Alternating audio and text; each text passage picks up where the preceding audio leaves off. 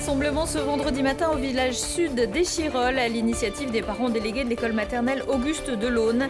L'inquiétude est grande après une vitre traversée par une balle et des impacts dans le mur de la crèche en face.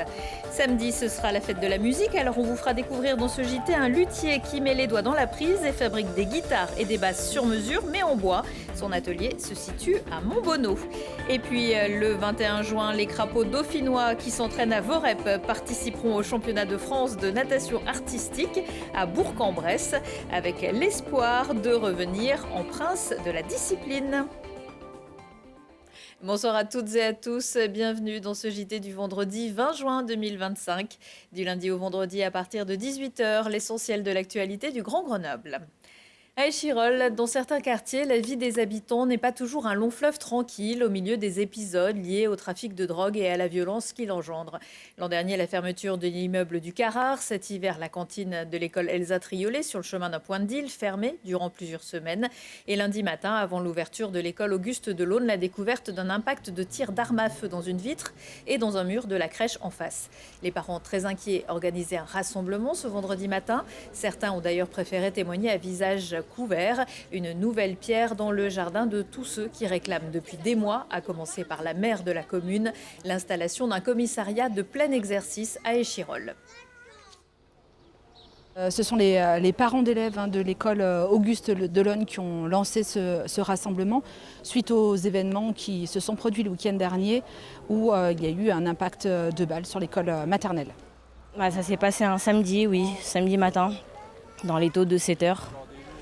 Et toute la famille a sursauté, comme surtout j'ai un fils, donc il a eu très très peur. Donc c'est assez inquiétant, surtout pour le refaire redormir, c'est un peu délicat. Je ne sais pas qu'est-ce qu'on pourrait faire pour améliorer tout ça, parce que c'est quand même inquiétant. C'est des lieux qui sont sacrés, là où sont nos petits et nos tout-petits, les écoles maternelles. C'est des lieux qui doivent être extrêmement protégés, des lieux cocons pour nos petits.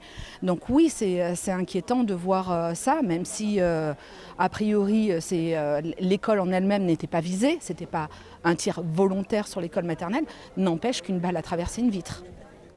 Je suis venu aussi pour porter une parole, pour dire qu'il faut réfléchir avec la tête froide pour pouvoir mieux agir et demander sur le long terme. Je pense que les commissariats et la répression policière n'est pas du tout une réponse adéquate face à la violence, car la violence n'appelle que la violence.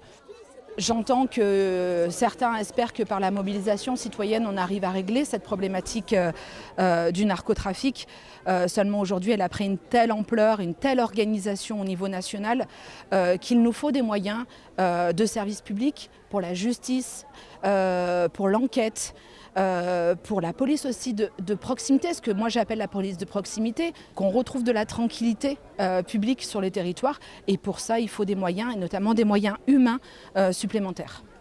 Et mercredi, au palais de justice de Grenoble, un Échirollois de 21 ans, déjà habitué des prétoires, a dû comparaître la même journée pour 2 affaires, pour trafic de stupéfiants et pour outrage envers le directeur de l'école maternelle, Elsa Triolet. Il a notamment été condamné à 2 ans de prison, dont 1 avec sursis, 1 500 € d'amende et l'interdiction de paraître à Échirolles jusqu'à la prochaine fois. Quel point commun entre Échirolles, Gresse-en-Vercors, Saint-Paul-de-Vars et Alvar? Leurs maires ont tous démissionné avant la fin de leur mandat et ce ne sont pas les seuls. Selon une étude de l'Observatoire de la démocratie et de la proximité AMF Cevipof Sciences Po publiée jeudi, l'Isère est parmi les départements les plus touchés. 59 démissions sur 512 communes, soit 11,5% des maires élus il y a 5 ans. La moyenne nationale est à 6%. Les tensions au sein des conseils municipaux sont la première cause de départ anticipé. Viennent ensuite une passation convenue ou des raisons de santé. Les prochaines élections municipales auront lieu en mars 2026. Été comme hiver, l'association Soleil Rouge lance un appel aux dons pour financer les interventions auprès des enfants hospitalisés cet été à l'hôpital Couple-Enfants du CHU Grenoble-Alpes.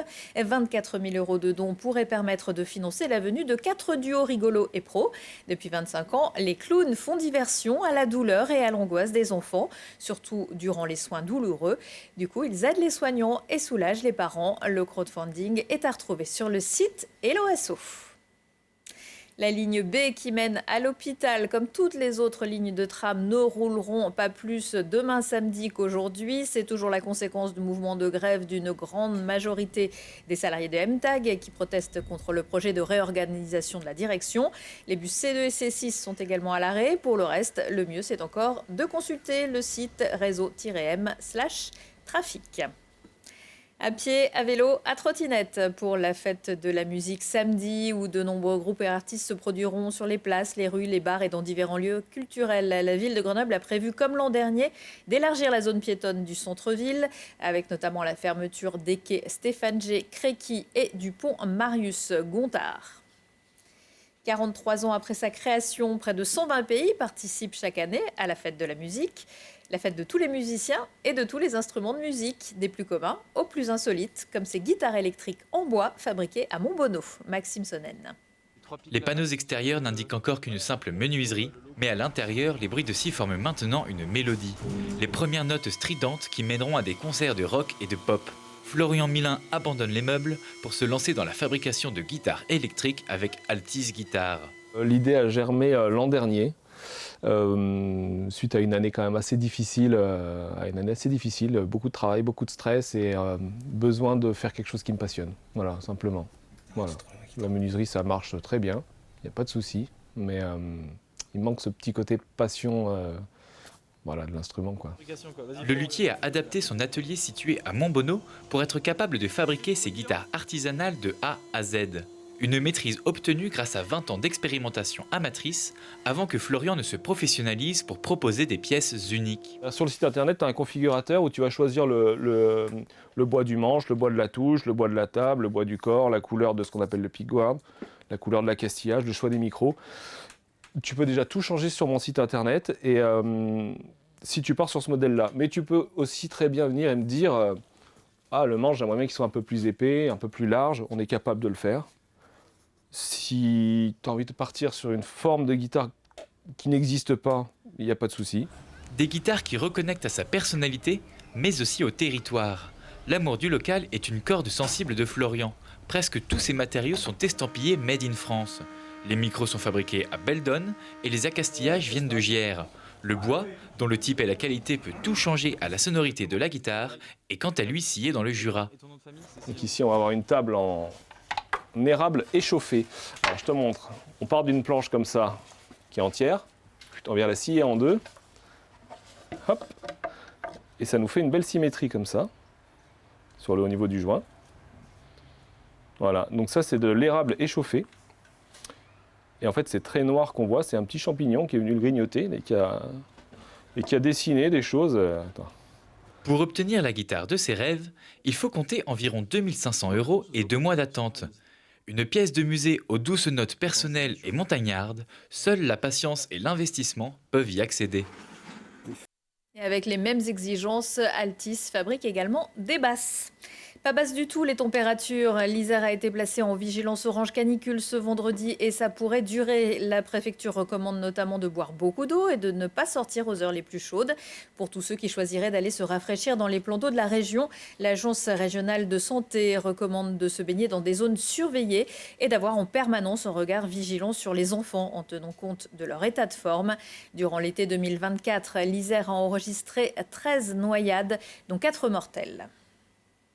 Comme des crapauds dans et hors de l'eau, Adrien, Damien, Laurent et Olivier s'entraînent depuis le mois de septembre en vue de participer aux championnats de France de natation artistique qui auront lieu ce week-end à Bourg-en-Bresse. Mirko Pesci a assisté à l'un de leurs derniers entraînements à la piscine de Vorep. Systematic. It's hydromatic. Why it's greased lightning? À Vorep, Adrien, Olivier, Laurent et Damien s'entraînent pour devenir champions de France de natation artistique. Le nom de leur équipe, les Crapauds Dauphinois. Et ce soir, c'est le dernier entraînement avant le championnat de France à Bourg-en-Bresse. Ça fait 6 mois qu'on répète ensemble, on se prend pas la tête, c'est assez cool. Et je pense que c'est peut-être samedi quand on se rend dans la voiture, on arrivera à Bourg-en-Bresse. Peut-être que là on va se dire où je me suis embarqué et comment ça va se passer. Et c'est sûr, se retrouver vraiment dans le bassin, qui est plus profond, avec du public, je préfère pas y penser en fait. Et je me dis, on se donnera tout à ce moment-là et on verra comment ça se passe. Mais pour tout donner, il a fallu s'entraîner. Depuis septembre 2024, c'est 2h30 d'entraînement tous les mercredis à la piscine des Bannettes. Ils sont très perfectionnistes, ils ont vraiment envie de bien faire, de montrer le meilleur d'eux-mêmes, donc ils sont super agréables à entraîner pour le coup. Le travail, faut un peu plus travailler la souplesse quand même avec les hommes. Ils sont quand même de nature un peu moins souples, donc ouais, bien travailler la souplesse. Les appuis, si on les fait mal, tout de suite on coule en fait, donc il faut vraiment être très rigoureux là-dessus. Moi je ne sais pas danser. Et en fait, il faut vraiment avoir le rythme. Et donc, du coup, en natation artistique, il faut, avoir de la technique. Et surtout, parce qu'on est tous ensemble, on est 4 gars, le faire ensemble. C'est-à-dire que quelque part, si on se plante, il faut qu'on se plante ensemble pour pas que ça se voit. Et donc, il faut être complètement avec les autres. Et c'est vraiment un super défi, c'est super intéressant, je trouve. La participation des hommes aux championnats internationaux n'est possible que depuis 2015. En France, 948 hommes sont licenciés en natation artistique loisirs et 145 en compétition. Cette année, 4 équipes d'hommes se sont créées pour le championnat à Bourg-en-Bresse. Un record d'après Kathleen. Là, c'est la première fois qu'il y a autant d'hommes en compétition. Donc c'est trop bien. Puis eux, ça les motive. Et puis avec les réseaux sociaux, en fait, les équipes hommes, ils commencent à discuter entre eux. Enfin, ils sont vraiment... ils sont soudés, en fait. Pour une fois, finalement, c'est les hommes qui avons à prouver des choses, à montrer des choses et essayer d'intégrer un sport qui reste quand même à la connotation très féminine pour la majorité des personnes. Et ce qui est une réalité, il y a très peu de pratiquants hommes. Face aux autres équipes masculines, décrocher le titre est réalisable. Mais de là à se positionner premier du classement général, c'est une autre paire de manches, car les hommes disputent dans le même classement que les femmes. Mais pour les crapauds dauphinois, ça fera déjà une très belle histoire à raconter. Plus fraîche que l'eau de la piscine, la neige qui attend les 1430 concurrents de la Mountain of Hell aux Deux Alpes, l'une des plus grandes courses enduro de VTT. Après les qualifications vendredi, place aux courses samedi et dimanche. Comme d'habitude, le départ sera donné en mass start à 3200 mètres d'altitude pour une descente de 25 km jusqu'au village de Venosque. Vainqueur 4 fois de l'épreuve, Kylian Bron remettra son titre en jeu et la semaine prochaine, ce sera la méga avalanche à l'Alpe d'Huez. Retour de l'actu dans 1 heure et en replay sur télégrenoble.net. Les prévisions météo à suivre. L'alerte canicule pourrait bien durer tout le week-end. Et en parlant de chaleur, on se quitte avec Los Burritos Santos qui vont ambiancer la fête de la musique à Fontaine dans le parc André Malraux samedi soir. Il y a quelques mois, les Grenoblois avec leur mélange cumbia, rock et punk étaient venus faire un live sur notre plateau. Belle soirée et excellent week-end à tous.